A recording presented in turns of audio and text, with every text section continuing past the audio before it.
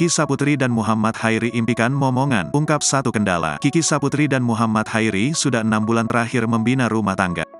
Keduanya nampak selalu kompak saat tampil bersama dalam berbagai kesempatan.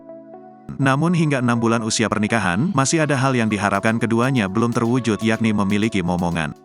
Hingga setengah tahun pernikahan, belum ada tanda-tanda kehamilan yang dirasakan Kiki. Meski begitu, keduanya mengaku tak merasa terbebani dan masih menikmati momen romantis berdua. Kiki tak menampik ia dan Hairi ingin sekali segera diberikan keturunan, tapi dirinya tak mau terburu-buru menjadi orang tua. Kami enggak ada program, natural aja. Sampai sekarang masih reproduksi, ucap Kiki Saputri.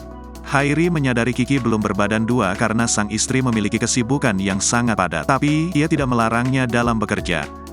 Kiki Saputri mengatakan belum lama ia dan Muhammad Hairi baru saja merayakan ulang tahun pacarannya yang pertama. "Ia masih pacaran aja, kan saya pacaran 7 bulan langsung dikawinin. Ia kemarin abis anniversary pacaran setahun," kata Kiki Saputri.